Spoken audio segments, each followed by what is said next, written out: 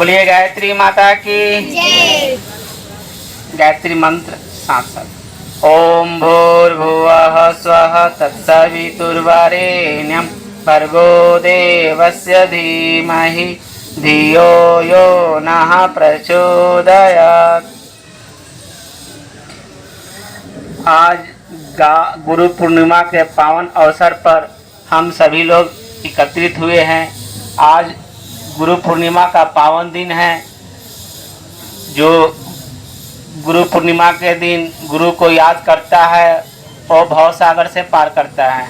आज गुरु जी के गुरुमुख से अपने सत्य वचनों को सुनेंगे। श्री रामचंद्र जी की, लक्ष्मी माता की, सरस्वती माता की, काली माता की, विशंभर बाबा की, 56 कोट देवता की, मामिका भवानी की, गढ़देवी स्थान की, थावे धाम की, तिरुपति धाम की, केदारनाथ की, बद्रीनाथ की, समस्त देवी देवताओं की।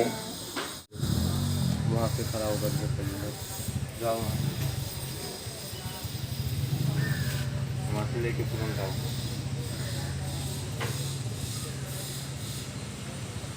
बाएं हाथ नीचे, दाहिने हाथ ऊपर गोद में रखें। मन मस्तिष्क में उगते हुए सूर्य भगवान का ध्यान करें। वही ध्यान हृदय में, वही ध्यान नाभि कमल के पास सूर्य भगवान शिवता देवता का कल्याणकारी प्रकाश शरीर के कर में, रोम रोम में प्रवाहित हो रहा है, संचित हो रहा है, व्याप्त हो रहा है। भावना करें उस प्राण स्वरूप, दुखनाशक, सुख स्वरूप, श्रेष्ठ, तेजस्वी, पापनाशक देव स्वरूप परमात्मा को हम अपनी अंतरात्मा में धारण करते हैं। वह परमात्मा हमारी बुद्धि को सन्मार्ग में प्रेरित करे। भावना करें ओमकार की ध्वनि, गायत्री महामंत्र एक साथ एक स्वर में सबका हित हो, सबका मंगल हो, सबका कल्याण हो, इन्हीं भावनाओं के साथ।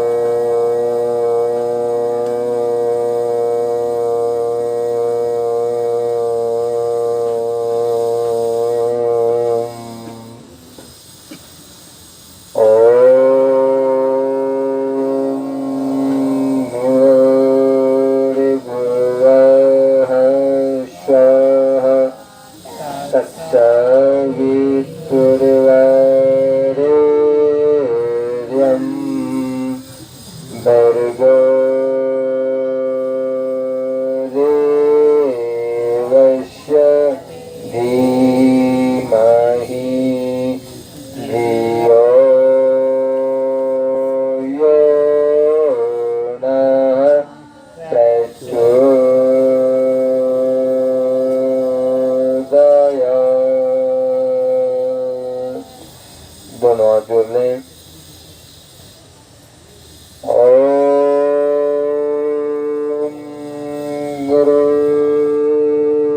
गुरुर्ब्रह्मा गुरुर्विष्णुः गुरुरेव महेश्वरः गुरुरेव परब्रह्म तस्मै श्री गुरवे नमः। तस्मै श्री गुरवे नमः।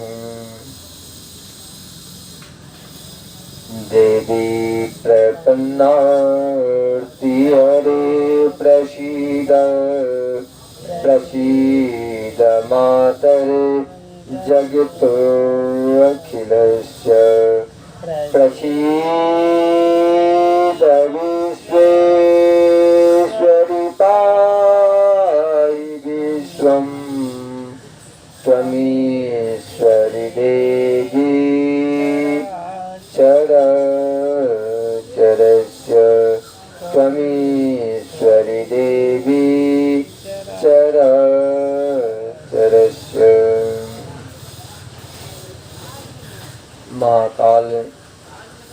महाशक्ति के सूक्ष्म संरक्षण में पावन यज्ञशाला गायत्री शक्तिपीठ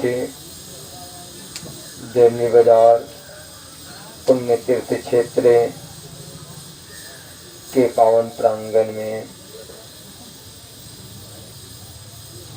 समस्त याजकगण, भक्तगण, शक्ति स्वरूपा देवियों, देवतुल भाइयों, भगवान की जब ऐसी मनोकंपा होती है, योग बनता है, तो ही ईश्वर के कार्य में, प्रभु के कार्य में, परमात्मा के काम में, भगवान के काम में सहभागी बनने का स्वर्णिम अवसर प्राप्त होता है। या आपके पूर्व जन्म के अगल पुण्य का अंश है। आपकी श्रद्धा भावना निरंतर बढ़ती रहे, इसके लिए भावभरी प्रार्थना परमात्मा सत्ता से हम कर रहे हैं। साथ ही अपनी हार्दिक शुभकामना भी व्यक्त कर रहे हैं। आज का दिन सच में बहुत विलक्षण दिन है। पूरे वर्ष भर में आज ही का दिन विलक्षण का दिन है। बहुत ही सौभाग्य का दिन है। भाग्य को नए सिरे से लिखने का दिन है। तकदीर को बदलने का दिन है। वह आज का दिन है, पावन दिन है, स्वर्णिम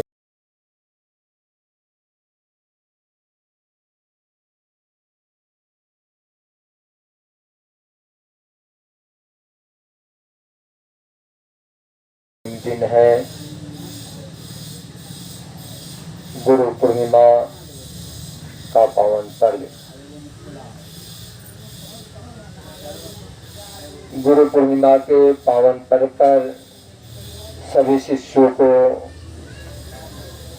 अपने गुरु के चरणों में अगाध श्रद्धा होती है और आशा और उम्मीद के साथ में सभी शिष्य गुरु के चरणों में अपनी श्रद्धांजलि अभिव्यक्त करने के लिए एकत्रित होते हैं गुरुद्वारा में।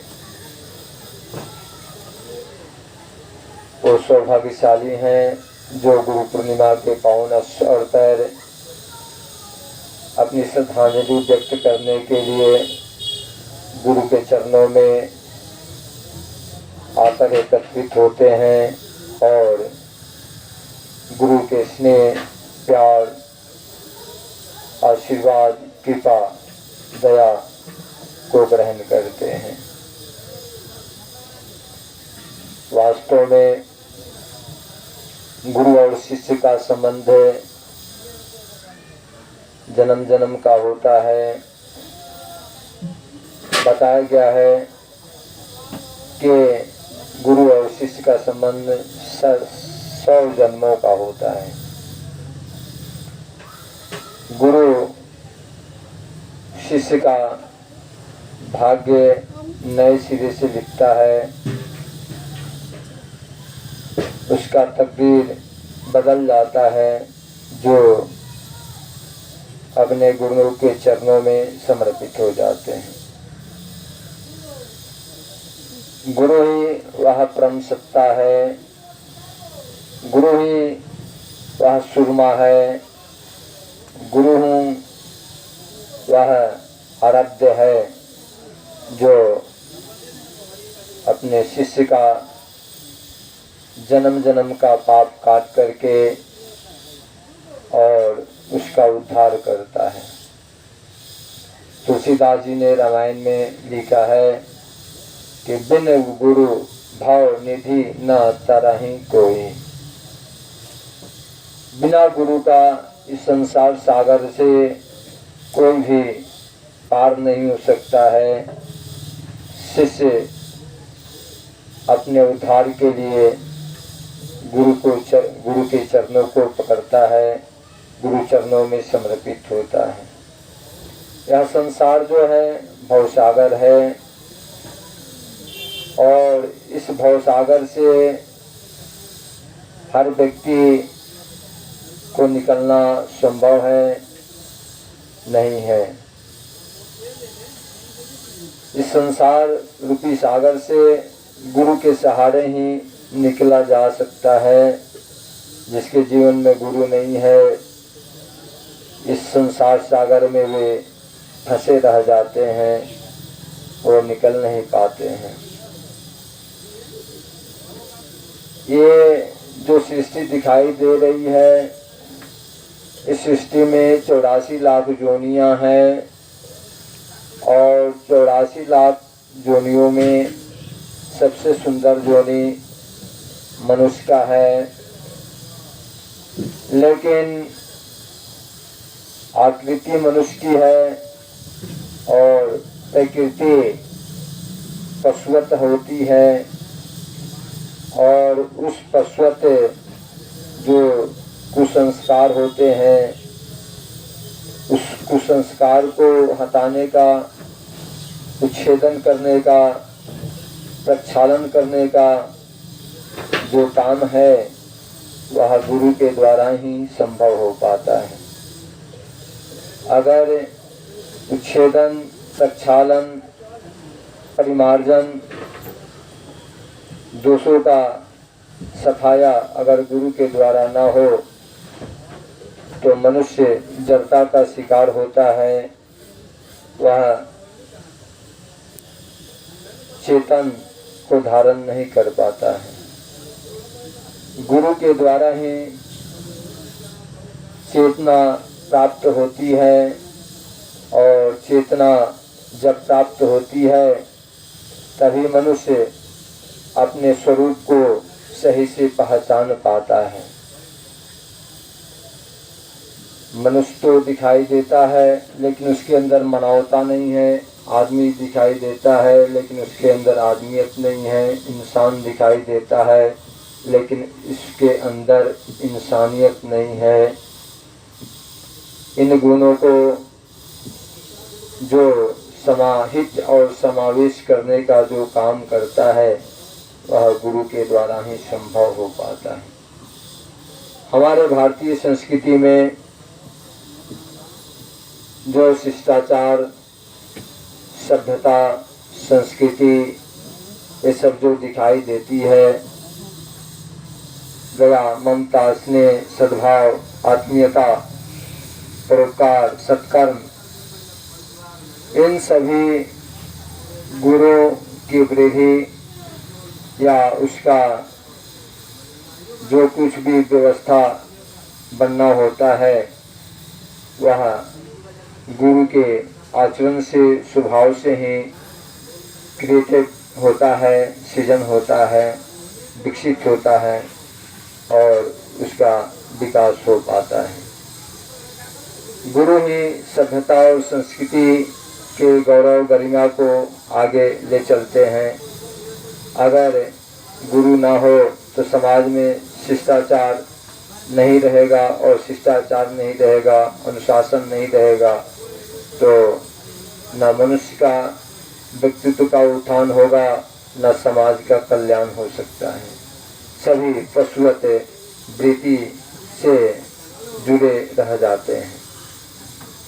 पशुवत वृत्ति से ऊपर उठ करके एक संपूर्ण मानव का जीवन जीना, देवत्व भरा जीवन जीना, जो इसकी सीख और प्रशिक्षण हम पाते हैं वह हम गुरु के द्वारा ही प्राप्त कर पाते हैं। इसलिए गुरु जो है हमारे जीवन को जो संपूर्ण रूप से जो गुणों से भरता है या जो हमारे अंदर संस्कृति और सभ्यता का जो समावेश करता है वो गुरु से संभव हो पाता है। इसलिए हमारा गुरु महान होता है। इस जीवन में सृजन, पोषण, और कल्याण की व्यवस्था गुरु ब्रह्मा, विष्णु और शिव के रूप में करता है।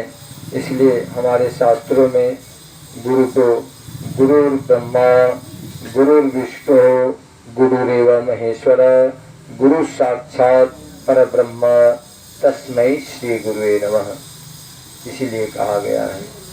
गुरु ही अपने शिष्य के लिए ब्रह्मा है, विष्णु है और शिव है। गुरु पार ब्रह्म परमेश्वर है, वह साक्षात ब्रह्म है। गुरु जिसके हैं उस गुरु में ध्यान लगा करके अगर अपना जीवन यापन करते हैं तो उसे उस गुरु से सब चीज प्राप्त हो जाता है। अपने शास्त्रों में गुरु के बारे में कबीरदास जी कहते हैं कि मनुष्य का जीवन जो है प्राप्त हुआ है शांति पूर्वक जीवन जीने के लिए। उनके जीवन में जो भी समस्या है वह समस्या को ठीक करने के लिए जीवन में जो कुछ भी प्रारब्ध है, कुछ भी है, उस सब दूर कैसे होगा और जीवन में सुख शांति कैसे आएगी। हर व्यक्ति हर चीज प्राप्त करके भी वह अशांत है, व्याकुल है, व्यग्र है।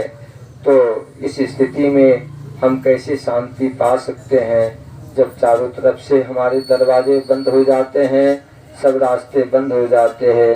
तो अंततः हम गुरु के पास में दरवाजा खटखटाते हैं, गुरुद्वारा पहुंचते हैं। इसके बारे में कबीरदास जी कहते हैं, चलो कुचाल मांगे सुख रोम रोम अहंकार कहे कबीर सदगुरु बिन चारों वर्ण चमार। हमारी भारतीय संस्कृति में जो है बताया गया है कि 4 वर्ण होता है, ब्राह्मण, क्षत्रिय, वैश्य और शूद्र। लेकिन आज देखा ये जा रहा है कि हर व्यक्ति जो है वह जाति भेद से बिल्कुल अलग है। वह सिर्फ जीवन अपने शरीर के लिए जीता है, पेट के लिए जीता है, प्रजनन के लिए जीता है। हम शरीर हैं या आत्मा है, यह ज्ञान हमें नहीं है। इसका ज्ञान हुए बिना हमारे जीवन की कोई खास महत्ता नहीं है। इस ज्ञान की प्राप्ति के लिए ही यह जीवन प्राप्त हुआ है। हम सब कुछ प्राप्त कर लेते हैं लेकिन ज्ञान को प्राप्त नहीं कर पाते हैं। इसी ज्ञान को प्राप्त करने के लिए गुरु के पास पहुंचना पड़ता है और जब यह ज्ञान प्राप्त होता है तो हमारा जीवन साधारण नहीं असाधारण बनता है। वह तुच्छ नहीं महान बनता है। वह ज्ञान की महत्ता है। ज्ञान जो है शाश्वत पूंजी है, ज्ञान जो है अमूल्य धन है। लेकिन हम ज्ञान उपार्जन के बारे में थोड़ा भी सोच नहीं पाते हैं कि ज्ञान की आवश्यकता हमारे जीवन के लिए क्या है। जिस ज्ञान को हम प्राप्त करके महान बनते हैं उस ज्ञान से हमारा कोई अहमियत नहीं रहता है, कोई आवश्यकता नहीं रहती है। इस ज्ञान को धारण करना ही सबसे जरूरी होता है। इसी के लिए गुरु के पास जाया जाता है। इसलिए तुलसीदास जी ने रामायण में कहा, बिन गुरु हो ही नहीं ज्ञाना। बिना गुरु का आज तक किसी को भी ज्ञान नहीं प्राप्त हुआ है। इस ज्ञान के लिए बड़ी तपस्या करनी पड़ती है और जब तपस्या करते हैं तब जाकर के गुरु से भेंट होती है, गुरु से मुलाकात होती है, गुरु की कृपा बरसती है, तब जाकर के हमें ज्ञान प्राप्त होता है। इस जीवन को हम चाहते हैं कि सजाएं, इस जीवन की महत्ता को बढ़ावें, इस जीवन की अहमियत को बढ़ावें। तो वह व्यक्ति गुरु के चरणों में समर्पित होता है और समर्पित होकर के गुरु के बताए हुए मार्गदर्शन में अपना जीवन सच्चाई और ईमानदारी पूर्वक जीता है तो राम और कृष्ण की तरह महान होता है। इस धरती पर जितने भी महान व्यक्ति हुए हैं उन्होंने अपने जीवन को गुरु के चरणों में समर्पित किया है। रामकृष्ण परमहंस के चरणों में एक नरेंद्र छोटा सा बालक जब समर्पित होते हैं तो वह नरेंद्र तुच्छ नहीं रहते हैं, नरेंद्र महान बन जाते हैं, जो संस्कृति के पुरोधा बन जाते हैं और विवेकानंद के नाम से पूरे विश्व संस्कृति में ध्वजा लहराते हैं, शंखनाद करते हैं। गुरु साधारण नहीं होता है, गुरु महान होता है। जो अपने शिष्य को तुच्छ नहीं, साधारण नहीं देखना चाहता, उसे महान बना देता है। गुरु की यह काबिलियत होती है। गुरु ऐसा सुरमा होता है, गुरु की तरह ऐसा सुरमा कोई दुनिया में नहीं है। कबीरदास जी ने कहा कि हर व्यक्ति सुख चाहता है, लेकिन सुख पाने के लिए हमें प्रकृति के अनुसार, गुरु के नियम के अनुसार अनुशासन में जीवन जीना चाहिए। लेकिन हम अनुशासन में जीवन जीना नहीं चाहते हैं, अपने जीवन में अनुशासन को धारण करना नहीं चाहते हैं, तो फिर अनुशासन का प्रभाव ही हमारे जीवन में सुख शांति के रूप में आता है। जो अनुशासन में जीवन जीते हैं उनका जीवन जो है सुखमय बन जाता है। तो कबीरदास जी कहते हैं कि हम प्रकृति के अनुसार नहीं, प्रकृति के विपरीत चलते हैं और अपने रोम रोम में अहंकार भरे हुए रहते हैं और कभी भी इस अहंकार को दूर करना नहीं चाहते हैं। एक टाइम भी हम पूजा पाठ करना नहीं चाहते हैं, ईश्वर की आराधना नहीं करना चाहते हैं और ईश्वर से हम चाहते हैं कि जबरदस्ती जो है ईश्वर का लाभ हम प्राप्त कर लें। इस पर कबीरदास जी कहते हैं कि सदगुरु के बिना चारों वर्ण को जो है चमड़े का ही ज्ञान रहता है। सदगुरु जब उसके जीवन में आता है तब जाकर के उसके आत्मा का ज्ञान होता है और वह एक शारीरिक पोषण भर जीवन नहीं जीता है। आत्मिक पोषण, आत्मिक उत्थान के लिए वह गुरु का ज्ञान धारण करता है और अपने जीवन को इस भवसागर से पार करता है और ज्ञान की नौका से इस संसार से पार हो जाता है। ज्ञान हमारे जीवन के लिए बहुत ही महत्वपूर्ण है। हमारा जीवन, जो शिष्य का जीवन होता है, वह तरह तरह के समस्याओं, प्रारब्धों से भरा हुआ होता है। इसके बारे में दोष परिमार्जन गुरु के द्वारा ही होता है। इसलिए कबीरदास जी कहते हैं कि यह तन बिस्वेलरे गुरु अमृत की खान, आशीष दई गुरु मिले तो भी सस्ता जान। शिष्य का जो जीवन होता है, शरीर जो होता है, विषों से भरा हुआ रहता है और उस विषों से भरा हुआ जीवन वह जीता है और उसके जीवन में प्रारब्ध ही प्रारब्ध भरे हुए रहते हैं। उसके जीवन का उद्धार नहीं हो पाता है। उसके जीवन में काम, क्रोध, दुर्भाव, द्वेष, कामना, वासना सब भरे हुए रहते हैं, यानी कि 100% अवगुण भरे हुए होते हैं। इन अवगुणों को कैसे दूर किया जाए, इन अवगुणों को दूर करने के लिए गुरु के चरणों में ही समर्पित होना पड़ता है। इसलिए बताया गया है कि यह तन विष वेलरी, यह तन जो है विष का लत्तर है, गुरु अमृत की खान, और गुरु क्या है? अमृत की खान है। शीश दे गुरु मिले, यानी कि अमृत को पाने के लिए अगर गर्दन भी कटाना पड़े तो ये सस्ता समझना चाहिए। शीश दे गुरु मिले तो भी सस्ता जान, यानी कि ज्ञान की प्राप्ति के लिए, गुरु का ज्ञान प्राप्त करने के लिए और गुरु को प्राप्त करने के लिए, अमृत को प्राप्त करने के लिए अगर सिर भी कट जाए तो इसे सस्ता समझना चाहिए और सस्ता समझ करके गुरु को प्राप्त करना चाहिए और सहर्ष गुरु के चरणों में अपने जीवन को समर्पित करना चाहिए, ताकि तरह तरह के जो जन्म जन्म के जो प्रारब्ध है गुरु के द्वारा कट जाता है और अमृत का एक बूंद प्राप्त हो जाता है, तो फिर मनुष्य का जीवन जो है, शिष्य का जीवन अमर हो जाता है। क्योंकि 84 लाख योनियों में भटकने के पश्चात यह जीवन प्राप्त हुआ है और यह जीवन करोड़ों जन्म के बाद प्राप्त हुआ है और फिर यह जीवन का उद्धार नहीं हुआ, गुरु को समर्पित नहीं हुए, तो फिर यह 84 लाख योनियों में भटकते यह जीवन समाप्त हो जाता है। तो बड़ा सौभाग्य की बात है कि गुरु के चरणों में हम पहुँचे तो, लेकिन गुरु को अगर समर्पित हो जाते हैं तो एक ही जन्म में हमारे जीवन का उद्धार हो जाता है। बहुत ही सौभाग्य की बात होती है। गुरु के बारे में हमारे शास्त्रों में बताया गया है कि गुरु की महिमा बहुत बड़ी है।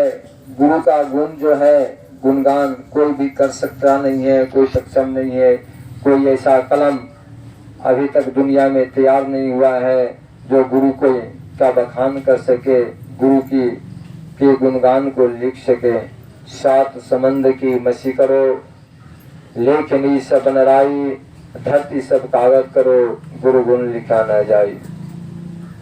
यानी कि 7 समंदर को स्याही बना दिया जाए, धरती पर जितने भी वृक्ष वनस्पति हैं उसको कलम बना दिया जाए और पूरे धरती को कागज बना दिया जाए, फिर भी गुरु के गुणगान को लिखा नहीं जा सकता है, ऐसा शास्त्र का मंत्र है। इसलिए समझना ये चाहिए कि गुरु के चरणों में अगर हमें पहुंचने का मौका मिला है, गुरु का चरण पकड़ने का मौका मिला है, तो इसी जन्म में हम अधिक से अधिक अपने जीवन को जो भी है हमारे अवगुण गुरु के चरणों में समर्पित करें। पूर्ण समर्पित होकर के गुरु का अधिक से अधिक हम लाभ प्राप्त करें, गुरु का आशीर्वाद प्राप्त करें और अपने जीवन को धन्य बनावें। गुरु के चरणों में समर्पित होकर मनुष्य को सेवा में समर्पित होना चाहिए। इसलिए कि गुरु का स्थान बहुत बड़ा है। कबीरदास जी कहते हैं, गुरु गोविंद दो खरे, काको लागू पाओ, बलिहारी उस गुरु का जो गोविंद दियो बताए। आदमी जीवन भर तपस्या करते करते थक जाता है और हजारों वर्ष तपस्या करने के बाद भी उसको परमात्मा का दर्शन नहीं हो पाता है। लेकिन गुरु ही एक ऐसी सत्ता है जो परमात्मा का दर्शन कराने में सक्षम है। इसलिए कबीरदास जी ने कहा कि गुरु गोविंद दो खरे, गुरु भी खरे हैं और गोविंद भी खरे हैं, किसको पैर लगा जाए। तो यहाँ पर शास्त्र कहता है कि गुरु और गोविंद खरे हैं। गोविंद को हम पहचान नहीं पाते हैं, लेकिन गुरु ऐसी समर्थ सत्ता है कि हम गुरु को पहचानते हैं और गुरु हमें उस परमात्मा तक पहुंचाने का काम करते हैं। इसलिए गुरु की बलिहारी है, गुरु की महानता है। इसलिए गुरु को कुछ भी कहा जाए, गुरु को अगर हम कुछ भी देते हैं, गुरु में कुछ भी समर्पित करते हैं, तो हम कुछ नहीं दे पाते हैं, हम कुछ नहीं कर पाते हैं। गुरु जो हमारे लिए करता है वह सबसे बड़ी उपलब्धि होती है। हमारे जीवन के लिए वह बहुत ही कारगर होता है। इसलिए शास्त्रों में गुरु के बारे में बहुत सारी बातें बताई गई है। कबीरदास जी आगे कहते हैं, गर्भ जोगेश्वर गुरु बिना लागे हरि की सेव, अकहे कबीर सदगुरु बिना फेर दिया सुखदेव। व्यक्ति समझते हैं, आजकल चतुर लोग बहुत होते हैं, वो समझते हैं चलो गुरु से क्या मतलब है, हमें तो भगवान का पूजा पाठ करना है, भगवान से हम जुड़ जाते हैं और भगवान से जुड़ जाएंगे, भगवान की पूजा पाठ करेंगे तो फिर क्या हो जाएगा कि हमको भगवान से लाभ मिल जाएगा। लेकिन हमारा शास्त्र कहता है कि गर्भ जोगेश्वर गुरु बिना लागे हरि की सेव, कहे कबीर सतगुरु बिना फिर दिया सुखदेव। सुखदेव मुनि जो है इस ब्रह्मांड में सबसे ज्ञानी व्यक्ति थे और वो गुरु नहीं किए थे और वो क्षण में ही कहीं भी पहुंच जाते थे। उनकी इतनी शक्ति थी, माँ के गर्भ में ही जोगी बन गए थे, इतना ज्ञानी थे वो। तो एक बार की बात है कि वो विष्णु भगवान के पास में क्षीर सागर पहुंच गए और पहुंच गए तो विष्णु भगवान ने कहा कि सुखदेव मुनि तुम कैसे आ गए हो, कि तुम गुरु किए हो क्या? तो उन्होंने कहा कि नहीं, अभी तो हमने गुरु नहीं किया। तो कहा उन्होंने कि तुम्हारा अनिश्चयात्मक ज्ञान है, तुम अभी गुरु को नहीं कर पाए हो, तुम पवित्र नहीं हो, तुम शुद्ध नहीं हो, अभी तुम अशुद्ध हो, तुम्हारे दोष का परिमार्जन होगा। गुरु पहले जाके करो, तभी जाकर के भगवान का लाभ लिया जा सकता है और भगवान तुम्हें अपनाएंगे। वहां से विष्णु भगवान ने उन्हें वापस कर दिया, कहा कि जाओ गुरु करो। गुरु की ये महत्ता होती है कि भगवान जो है किसी का पाप लेना नहीं चाहते हैं। पाप अगर काटने का काम करता है तो सिर्फ गुरु ही करता है। इसलिए गुरु की बहुत बड़ी महत्ता है। गुरु की जितनी भी महत्ता बताया जाए वह शब्द कम पड़ जाता है। इसलिए ज्यादा से ज्यादा ध्यान ये देना है कि गुरु के चरणों में सभी तीर्थ वास करते हैं। सभी तीर्थ में घूम घूम करके हम थक जाते हैं, लेकिन हमारी समस्याएं ठीक नहीं होती है और हम गुरु के चरणों में समर्पित होते हैं तो हमारी सब समस्याएं समाप्त हो जाती है। इसलिए गुरु गीता में शंकर भगवान कहते हैं, ध्यान मूलम गुरुर्मूर्तिम पूजा मूलम गुरुर्पदम मंत्र मूलम गुरुर्वाक्यम मोक्ष मूलम गुरुर्कृपा। कहा जाता है, शिष्यों को बताई जाती है कि आप विपरीत परिस्थिति में, प्रतिकूल परिस्थिति में, अशांत स्थिति में, समस्या में, दुख में, संताप में, किसी भी स्थिति में अगर आप परेशान हैं, कहीं सहारा नहीं मिल रहा है, तो हम क्या करते हैं कि ध्यान करते हैं भगवान का कि हमें शांति मिल जाए। लेकिन भगवान आपको ध्यान में नहीं आते हैं क्योंकि वो पाप आपका लेना नहीं चाहते हैं। इसलिए गुरु गीता में शंकर भगवान प्रत्यक्ष रूप से कहते हैं कि ध्यान मूलम गुरुर्मूर्तिम। तुम इसी प्रतिकूल परिस्थिति में हो और संतप्त स्थिति में हो तो अपने गुरु का ध्यान करो। गुरु का ध्यान करते ही तुम्हारा सब संताप दूर हो जाएगा, तुम्हारे पाप ताप गुरु हर लेंगे। ध्यान मूलम गुरुर्मूर्तिम पूजा मूलम गुरुर्पदम। अगर पूजा करते करते तुम सभी देवताओं को चरण टेकते टेकते अगर थक गए हो और तुम्हें राहत नहीं मिलती है तो फिर तुम क्या करो कि पूजा मूलम गुरुपदम, यानी कि सारे पूजाओं का मूल जो है, जड़ जो है, श्रेष्ठ जो उपाय है वह गुरु का चरण है। गुरु के चरण में समर्पित हो, गुरु की चरण की पूजा करो, गुरु का चरण दो। गुरु के चरण में ही सारे तीर्थ वास करते हैं। मंत्र मूलम गुरुर्वाक्यम। बहुत सारे मंत्रों का जप करते करते करते करते हम थक गए हैं और हर समस्या के लिए हर भगवान का मंत्र जप कर रहे हैं और हर भगवान का मंत्र जप कर रहे हैं और उस जप करने से हमें लाभ प्राप्त नहीं हो रहा है। तो फिर यहाँ गुरु गीता में शंकर भगवान कहते हैं कि मंत्र मूलम गुरुर्वाक्यम, यानी कि सारे मंत्रों का मूल जो है वह गुरु का वचन है। गुरु के वचन का पालन करो, गुरु के आदेश का पालन करो। किसी भी मंत्र का जप इसलिए कराया जाता है कि तुम्हारे अंदर शिष्टाचार आए, तुम्हारे अंदर अनुशासन आवे, तुम्हारे अंदर आज्ञाकारिता आवे। हम सारे मंत्र का जप करते हैं और गुरु के अनुशासन में जीवन जीना नहीं चाहते हैं, हम आज्ञाकारी बनना नहीं चाहते हैं, हम अनुशासन में रहना नहीं चाहते हैं, हम स्वतंत्र रहना चाहते हैं। इसका मतलब है कि हम कुपात्र बने रहते हैं, हम सुपात्र बनना नहीं चाहते हैं, जबकि कुछ भी प्राप्ति तभी होती है जब हम सुपात्र हो पाते हैं। गुरु जो है हमें सुपात्र बनाता है, और जब सुपात्र बनाता है तो हर चीज हमें प्राप्त होती है।